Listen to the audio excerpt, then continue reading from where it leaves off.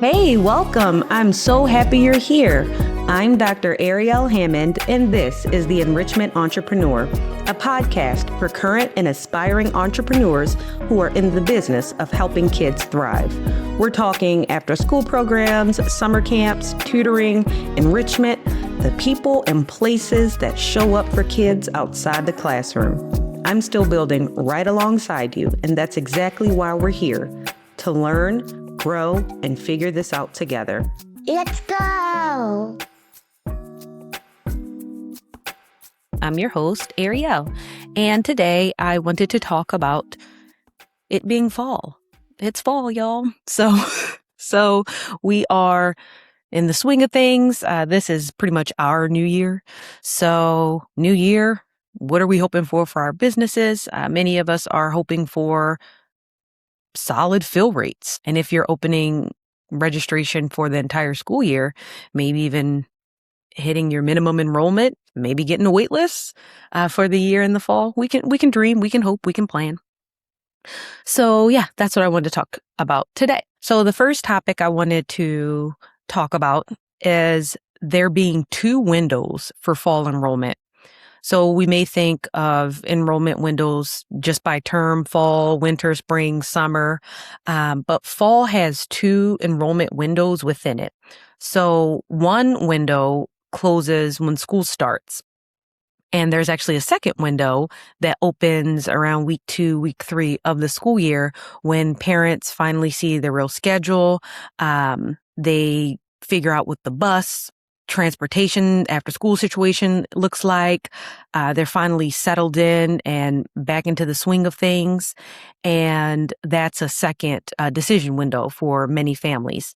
And many start to think through the very real dismissal at 2:15 conundrum in their household, when most families have one or both parents busy or working or out of the home during that time.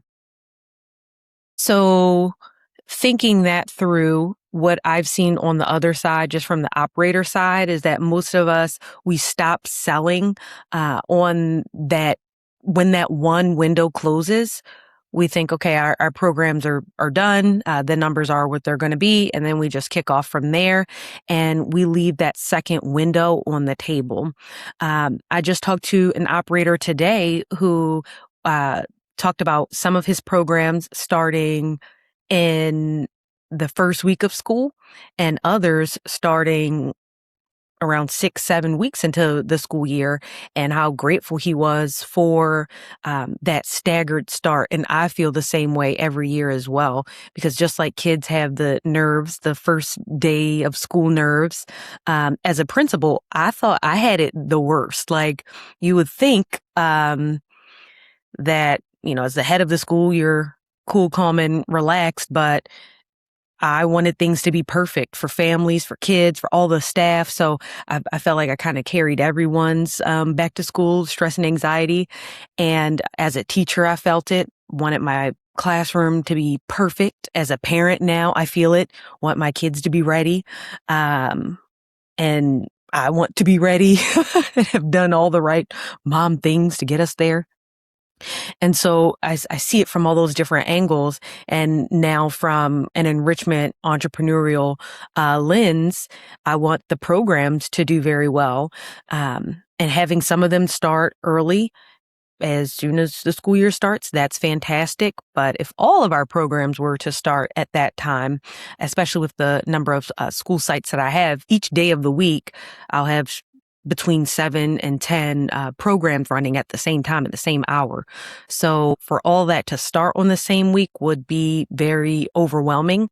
And so it's nice to have that staggered start, but also that staggered start gives us the opportunity to catch parents who may not have caught the registration flyer when it went out the first day of school or on back to school night, if that back to school night event was before the school year started.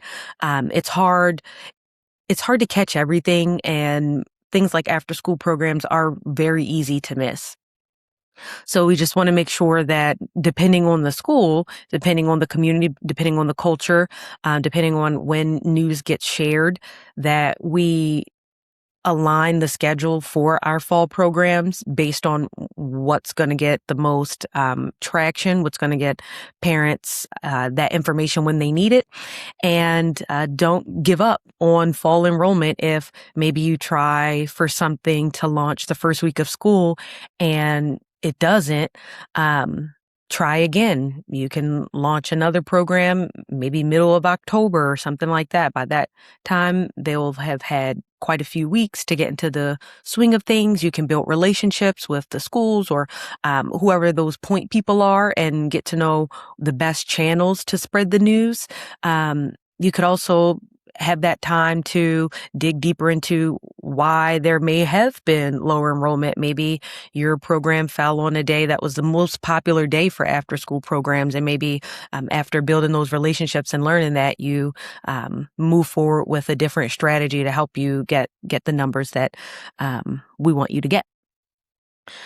So let's not leave that second window for fall enrollment on the table, even if the numbers in our first window, even if they're great, if there are opportunities for us to have that second registration opportunity for fall, why not? There may be an opportunity where all of your instructors are set and they are well within their routine. They're building community and relationships at the school or program sites that they're at with their students and their families.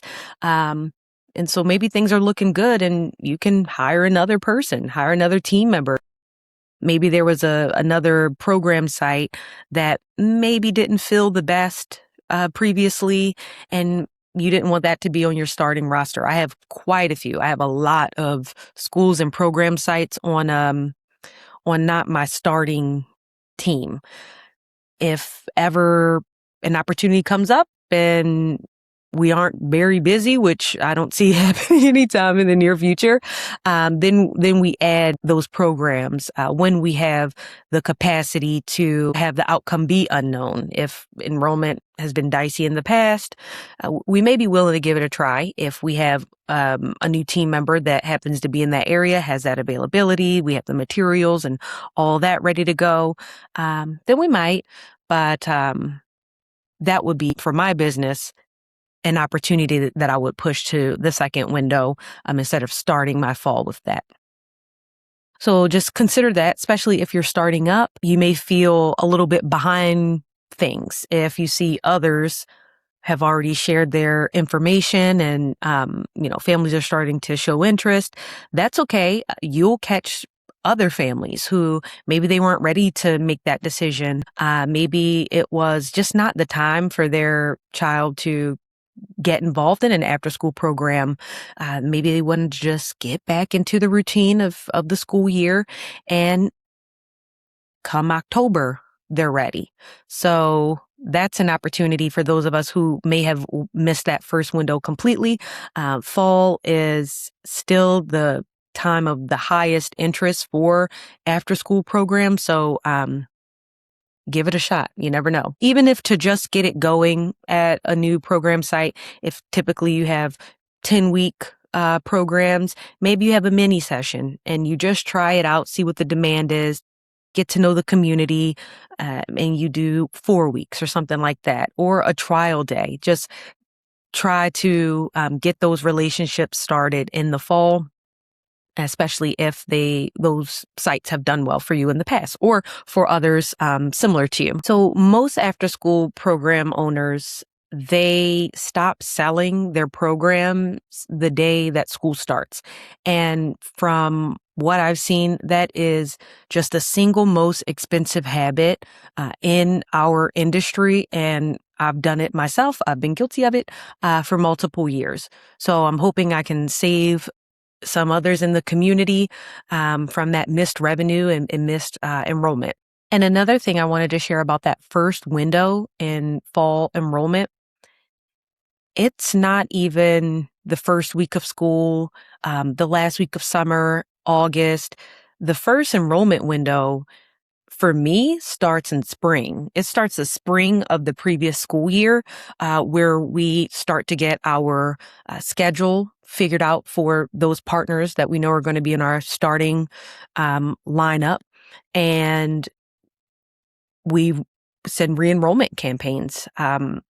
Previously, it was really difficult for me to do that when I was a solo operator. Once I developed a team, being able to share that load helped us to have the capacity to send re-enrollment marketing campaigns, things like that. But it was still pretty difficult just because of, if you work in this industry, it takes up everything, like all of your energy, all of your time.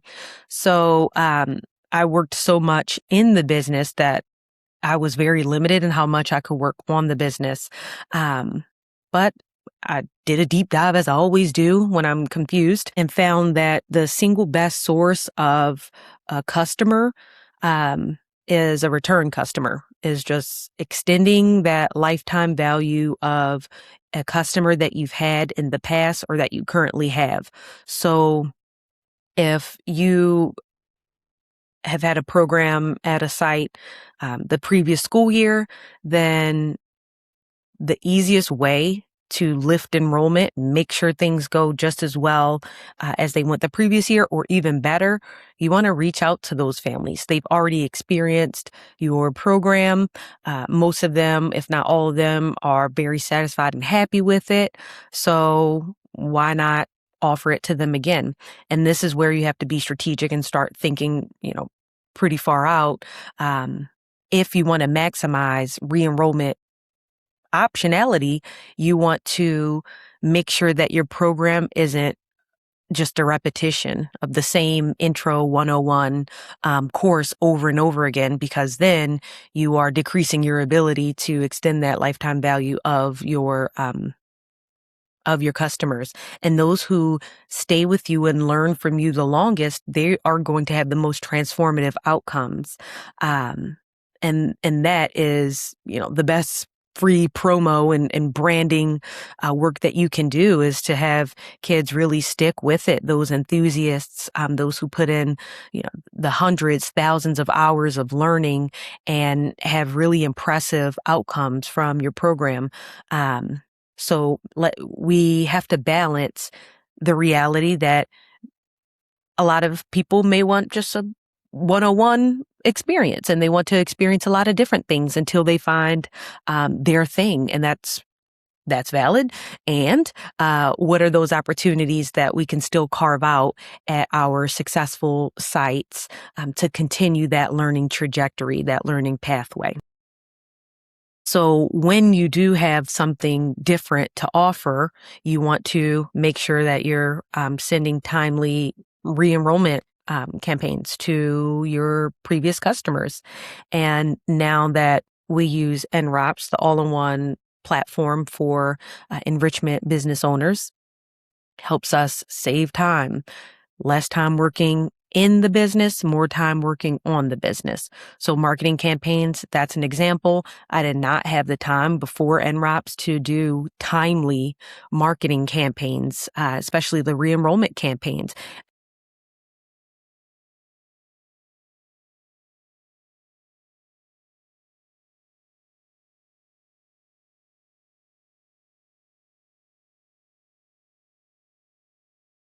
A couple of weeks, and I have programs that are already on a wait list before the school has shared any information about any program with any family, just because of what we did in the spring through NROPS.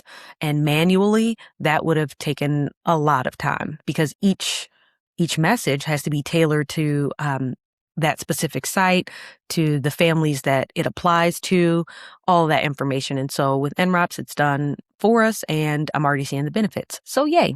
And if you want to learn more about NROPS, you can go to getnrops.com, sign up for the wait list. And yeah, so that was the first thing I wanted to talk about, just that those 2 windows for fall enrollment. And the earlier we can plan for that first one, the more adept we can be to take advantage of that second one, to try out programs at new sites, or those that we may not be sure of, or maybe those that didn't go as well during the first window. So the earlier we can plan, the better. And so for those of us who are all across the country, where you are when you see this, it may vary. Well, it will vary because we all start school at different times. So if you are in Georgia, where I just talked to another person who's in Georgia today, they already started school. For us in the West Coast, we start in a couple of weeks. Some may have started as early as 3-4 weeks ago. So there's a lot of variation with when that fall window is, that first opportunity and that second opportunity for fall enrollment. If you're in Florida, Kentucky, Louisiana, Nevada, New Mexico, that could have started the second week of August. If you're in Illinois, Iowa, Missouri, Pennsylvania, that could start the very end of August. If you're in the West Coast, Pacific Northwest, like me, Oregon, Washington, then that could be up into the second week of September when we start. So we're all in different places with it, but once you locate when schools in your area start, then you can figure out what your window 1 is and what your window 2 is. So anybody listening, if it is fall time, half of you have already opened and half of you have not. So both have the same second window, but the difference is for those of us who've started early, that first window is closed. And to ground this in a bit more context specific to this year, as I'm recording this for fall 2026, the ground is even shakier this year. So 77% of after school providers say that they're worried about losing funding, up from 63% 2 years ago. And that's for those of us who have funding, external partnerships that we work with to provide our programs. So external support is more unknown and more limited now than in previous years. So we cannot control that for those of us who are fortunate enough to have external funding sources. Most of us do not. So what we can focus on in the here and now and moving forward in general is what we can control. We can control our enrollment. We can control our marketing. We can control our program scheduling and filling our own seats and our own programs with the families in our communities. If you're paying a monthly fee to take registrations or you're losing a cut to a marketplace, then NREPS was built to end that. NREPS is free for businesses. It's free to use, no subscription, no monthly fee, and no marketplace cut.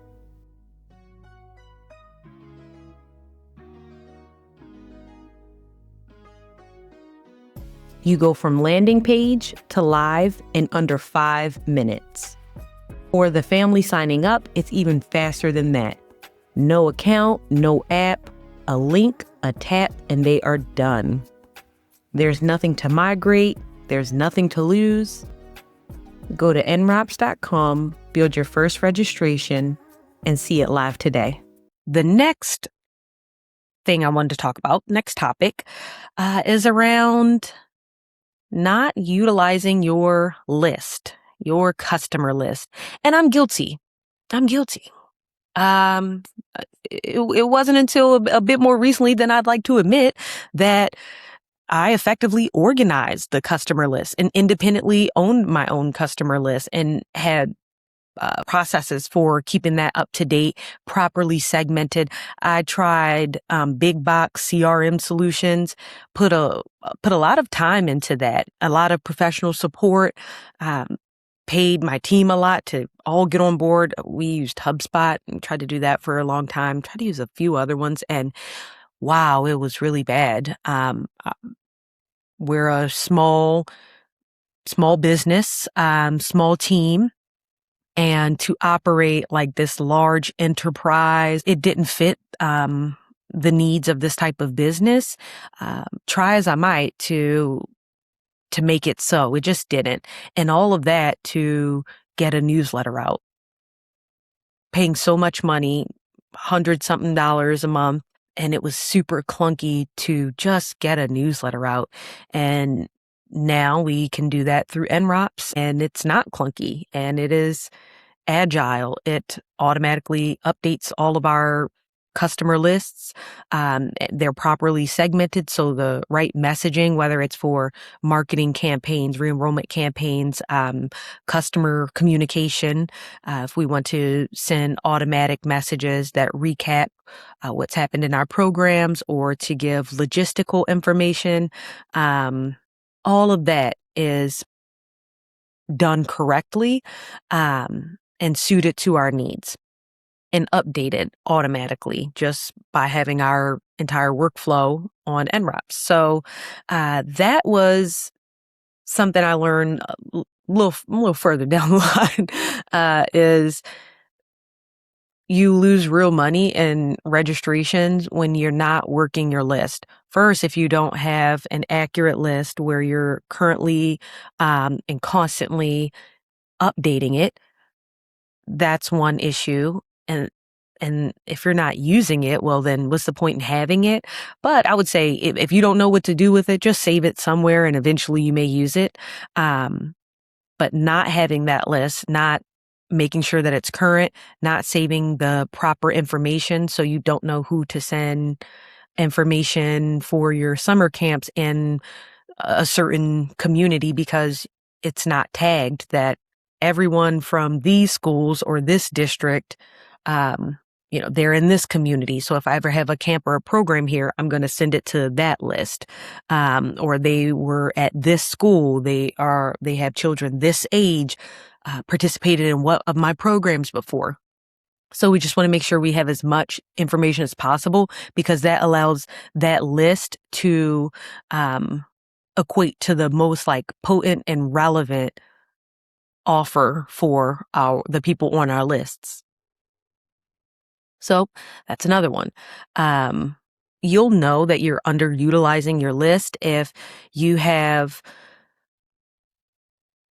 the majority of your families who registered for your programs last year have not registered this year. If families who started registering have not finished, that's a big one. So check out abandonment in this industry. It's huge. It's brutal. I covered the mechanics of it in the summer camp registration episode, but every abandoned cart is a parent who wanted to participate. They wanted their child in your program, but they hit some sort of wall and they didn't finish it. So any friction in our registration process loses registrations for us. And it happens every day and it happens without most of us knowing. So if you don't have a system in place for how you reach out to people who have abandoned their carts, do you know if someone has abandoned their registration? If they haven't submitted it, how would you know? That's a question that kept me up at night many times until it's baked into NREPs. And I didn't even plan to talk about NREPs at these different talking points. It just so happens that it's this is why I built it into this platform, this tool that we use, because we don't want to lose the family that started and that didn't finish. And maybe they just had one question, but they forgot to reach out and ask about it. Or they assumed the answer, or they needed that bit of information for the emergency contact information. They wanted to make sure the phone number was correct and they forgot to come back to it. So we want to be helpful to them and help get them the information that they need to get across the finish line. And if there is some barrier, something that's off with our registration process or the information that we're offering, we want to get that feedback as well. So we can have higher conversion rates. You also will know you have a list problem if your wait list from any session, any year, if you're not using that. If people signed up for a wait list, have you ever contacted them after that program was over? What about for the next term? What about the next year? What about other programs that you may have in that area? Add them to a newsletter, lead nurture them in some other way. But if you've lost those people who've signed up, but yet they haven't been able to receive your services, how do you make them the right offer at the right time, since they were interested and unable to purchase with you at that time? Another way that we can think through how we are or are not optimizing our list and our current and past customers' siblings. So we know that kids get older. So as they get older, well, some of them age out of our programs. They're done. They're doing other things. They're going, to the next level up, in school, whatever. Okay. Well, a lot of times they have a younger sibling that's coming right behind them. Um, those family, parent, customer lists, those can be used for beyond the child that participate in that program. They have cousins and best friends that they like to participate in programs with, and younger siblings. So we want to nurture that relationship, even if it's not time. Maybe it is helpful resources that you share with families to just continue to be part of their family's enrichment and educational journey. But we want to make sure that we're utilizing those lists, and also connected to that, making sure that we're being of service versus constantly just emailing them when it's time for us to fill a program, because then people just learn to ignore you pretty quickly. So what other ways can we communicate and be of service and of value? And I say this because I've been guilty of it. When you spend so much time just working in your business, trying to reach your goals, your profit goals, your revenue goals, your programmatic quality goals, all the goals you have, your scale goals, sometimes strategy gets lost with that. And so it's easy to only use those lists when you absolutely have to, and it's time to get our numbers up for the next term, versus the important work. But it's not urgent. It's something isn't going to get, I don't want to say on fire, but it's easy to miss, but very, very important. And doing that intentional, longer term relationship building with the families and partners in our community could make it so that we don't have that urgent hair on fire moment when we need consistent enrollment in a program. So yeah, I get it. But let's make sure, to just audit ourselves. Well, or you don't have to, I don't know. What you're doing may be working just fine. But if it's not, and you think you could utilize your list a little bit better in those areas, then, try it out and let us know. What are the things that you do to keep people engaged in opening your newsletter, or do you send a newsletter? Yeah. How do you keep that going? So an example of what this could look like, just like tactical moment. You have a program, it's going to start soon. This would be really potent, especially if you're small and locally owned. You can text. Modern parents are texting all the time and inundated with a bunch of emails that go to the promo folder anyway. So it's pretty easy to miss. But if you know a family, maybe you've texted them with, their kids' updates before, pictures or video clips, things like that from previous programs, you're on that basis with them, and you can text them, hey, for me, hey, this is Ariel with Journey to STEAM.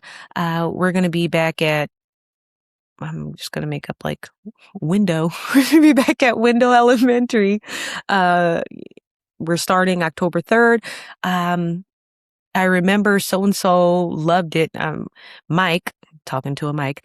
Mike loved our program in the spring, our Minecraft coding program. He loved it. We're bringing back Minecraft coding, but this is the, advanced version. And I'm just saying all this. This would be such a super long text. So you want to keep it text length, right? Hoping to see him there. Let me know if you have any questions. Here's a registration link. Something like that, right? So that could be another way of working your list of previous customers. That doesn't even require like the system to have a newsletter and all those things. But it's just getting into that habit of leveraging the relationships that you already have. And so before my advice will be before you buy an ad, before you participate in Google ads and all Meta ads and all those ads, just make sure that you have utilized and leveraged your existing list, because you can do that for free. All right. So the next topic I wanted to talk about is making sure that we utilize the most effective channel for promoting our programs.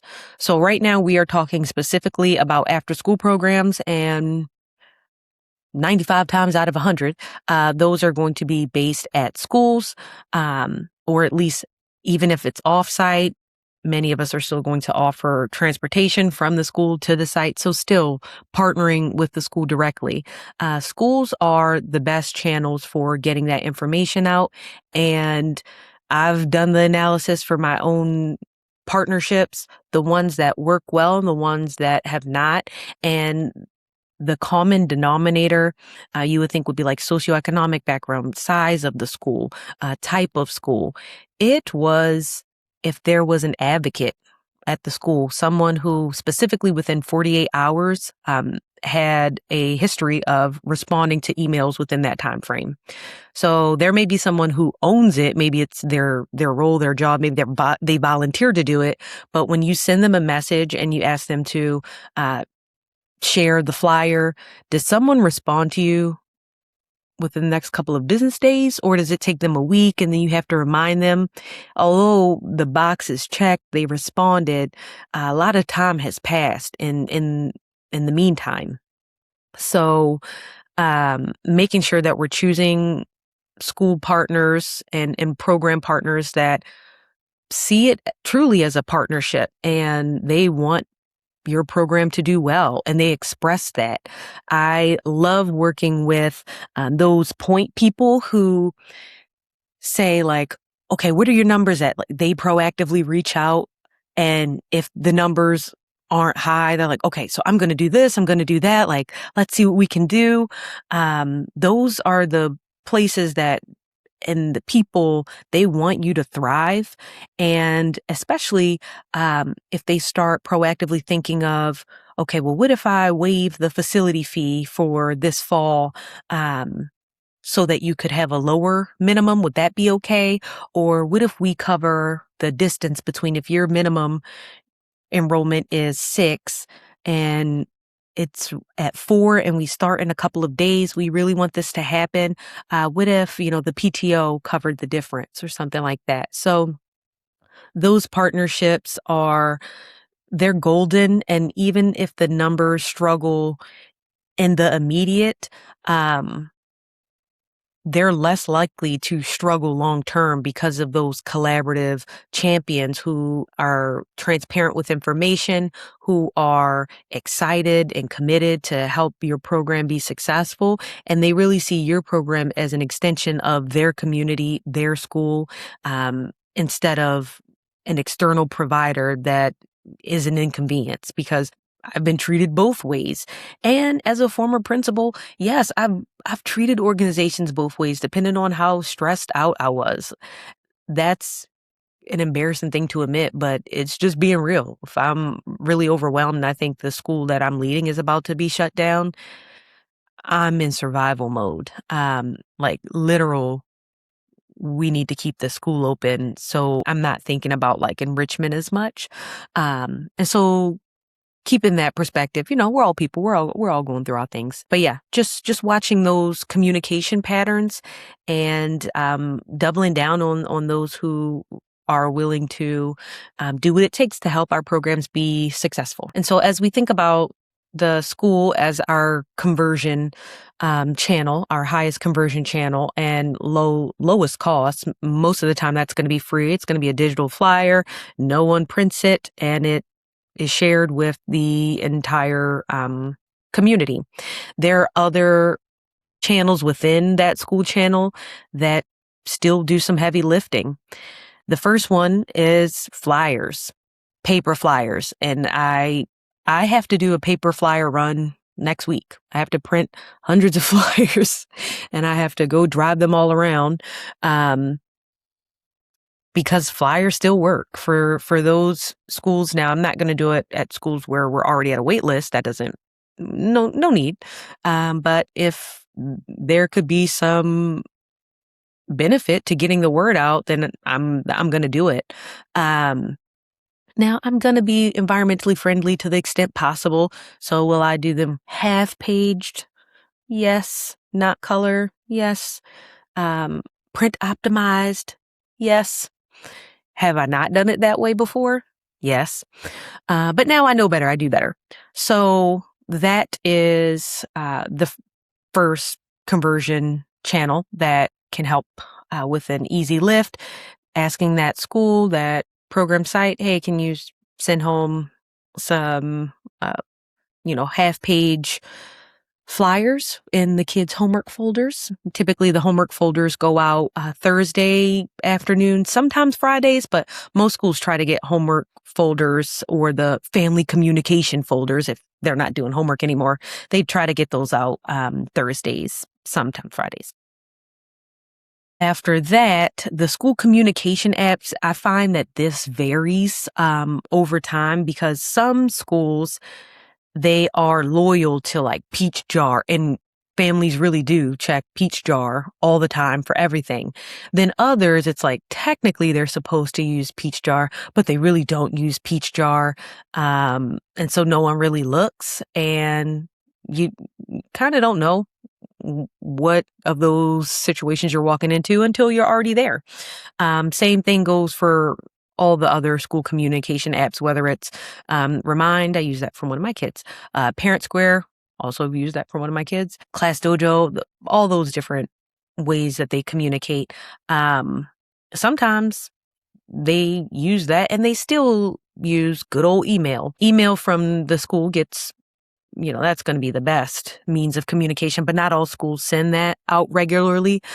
So you may have to rely on the school communication app. But again, it's dicey.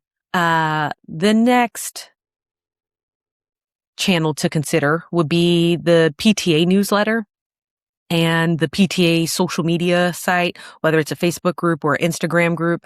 And just look and see if it's current. There are a lot of dormant PTA social media accounts online from when, someone 5 years ago was super gung-ho, but that family is no longer there and no one's using it. So just make sure that you're requesting sharing on certain channels, you're requesting membership and trying to post in a group that is at least somewhat current and active and still visited by the community. And especially if the PTO or the PTA has its own newsletter. A lot of times a PTO representative or a parent volunteer will just do the school's newsletter. So they'll be one and the same. So if you can be on those, that's ideal. No printing costs. And some of those apps that I mentioned, they charge a fee for the posting of flyers for external providers. So the only one that's free so far, and it's the highest converting if it's shared regularly with families, are those newsletters or regularly shared emails from the school. And after that, the front office. So if you can leave a stack of flyers at the front office or a little poster, even if it's like an 8.5 by 11, that's better than not doing it, especially if the school has a flow where most people enter through the front office, but wherever they are, sometimes the front office really isn't used as a high traffic area, maybe only if you're like tardy or for early dismissals, and it might be side doors, might be the arrival and dismissal doors. So you want to get to know like where traffic is, where the most parent eyes are going to be, and get a poster posted. You can also, if there's like a little desk, a little table close by, you can have a small stack. It might not always make sense to, print 300 of them. Maybe you have 10. So 10 well-placed flyers can do, really well. And the last channel via the school I wanted to mention is the good old back to school night. People call it different things all throughout the year, but especially fall before school starts and right when school starts. If you know that the community attends this event, it's a great time to go and to be there and to stand out as that provider that is committed to, being present and representing your business. That just stands out. People have questions, and especially you're the owner and you're there. Wow. I'm actually going to do one in a week. It's my own kid's school, but I'm going to be there. And that's going to be great for the business. I didn't do it last year. I had a member of my team do it last year because my child was starting kindergarten. So it was a whole big experience for us. But now she's going to first grade. I can table. She's going to help me table. It's good for her to learn the business. And also a good opportunity for me to connect to other parents, connect to the staff. It's just good community building, and for me to stay in the know with, what are the questions families have? What are the programs that pique their interest the most and make the kids most excited to participate? All of that kind of stuff is really an interesting exercise and experience to have, even if you have a team that mostly does community events for you. It's good to stay current and to stay visible and to stay connected within your community as an owner. So the last thing I wanted to mention, this ties to something I mentioned earlier, checking for friction in your registration process. So when we talked about the list and recognizing those opportunities and those gaps, if someone starts registration and they abandon their cart, they abandon their registration, what are the mechanisms you have for reaching back out to them? There was some friction there. They started, they didn't finish. There are other opportunities for us to check for friction around participating in and enrolling into our programs. Whether you're starting this first window for fall enrollment or second window, or you're finding this at a completely different time, do a friction check. The vast majority of working parents of young children, they complete registration from their phones. So a lot of us, speaking for myself, when I'm doing business things, I work from my desktop, I work from my laptop. When I'm in parent mode and customer mode, I'm almost solely on my phone.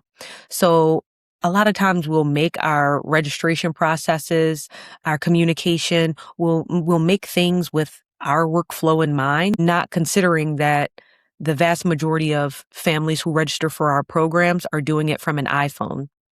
And so even if you're like me and don't have an iPhone, you need to make sure that your registration process is optimized for the iPhone experience and non-iPhone experience, but definitely the mobile experience if you want to reduce friction and lose less families at your registration.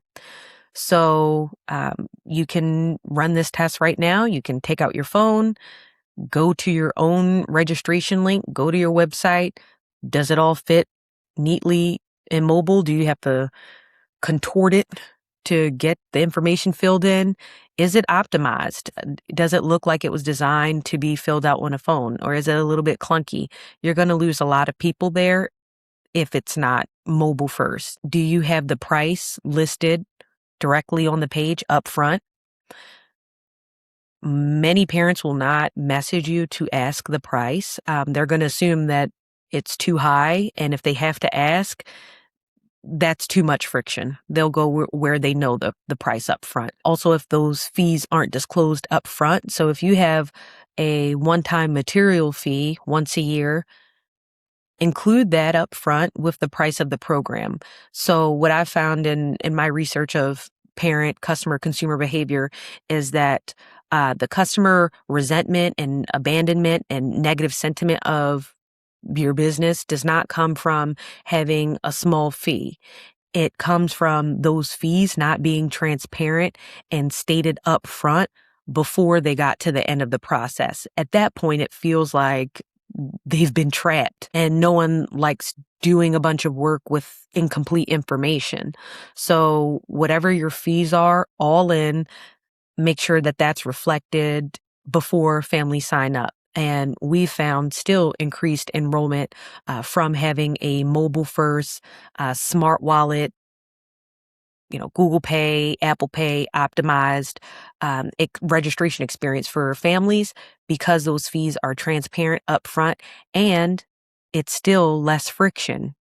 As a working parent, I have to say this. So part of my work in researching for NROPS, I'm like stressed out, doing a deep sigh, thinking about it, because here's where a lot of us pay the scarcity tax. So before creating NROPS, I wanted to see what are people using for registration? What's the workflow? What's the tool stack? What are we doing? And is it just something I don't know? Could I be using something that's already on the market that can meet all of my needs? And the answer was no. So those options that many of us choose when we're setting up our registration, we'll do as much as we can to avoid an additional fee. We'll encourage families, if you don't want to pay a credit card processing fee, then you can come deliver a check. If you don't want to pay a $2.99 platform service fee for registering online, we encourage you to come in person and pay it that way, or mail a check. And for someone who is overscheduled and just to capacity, and I'm not unique in that, I am the norm in that, that is very inconvenient to me. And for those of us who are doing that, my question is, how many families take you up on that? To save the $2.99 on a card processing fee, how many then write you a physical check and mail it to you or bring it to your facility? I'm sure not a lot do that. Sometimes, we're thinking we want to protect our customers from an additional fee, a credit card fee, yet we're also customers of many different businesses in our lives, and we use our credit cards for most of it. We don't avoid it. It's convenience. And I prefer a more streamlined, less confusing, more transparent purchasing process as a busy, overly scheduled parent than you thinking you're saving me something, $2.99. Meanwhile, you're now creating additional busyness in my life. So I just had to put that out there because I do a lot of research behind the scenes and I see it a lot. And I know where it comes from. It comes from a good place and us wanting to save families money. I get it. There are other ways to do that don't additionally burden them with inefficient registration processes. So if we want to be in service of families first and foremost, let's remove all friction as much as possible for them to register for our programs. If our program registration process is send me an email, I'll get back to you in 2 days, and then I'll let you know if you can register, and then I'll send you a payment link, and then you can do the waivers. How many steps is that? That puts a lot of manual labor on the owner of this business, but it also puts a lot on the person that's just trying to get their kid registered. They have to do this back and forth with you. As a parent, I'm not going to do that. I'm going to go with the program where everything is optimized, as little friction as possible, modern experience. I'm registering in less than 3 minutes from my phone. I'm using my Google Wallet as I do with everything else. And it's done. And it's done in less than 2 minutes. I'm going to have a better impression of that business as well. I'm going to place a certain value on that business. So I'm going to have a higher willingness to pay because of this more professional, modern registration experience. So that's just food for thought, kind of a little tangent there. But I see many of us in this space paying the scarcity tax. We're stepping over real revenue and real dollars to hold on to a penny. And we don't have to do that. So looking for that friction, do that friction check. You can do that anytime. That is always just a good exercise. Are you optimized for how people pay? Can a parent pay quickly on their phone and car line?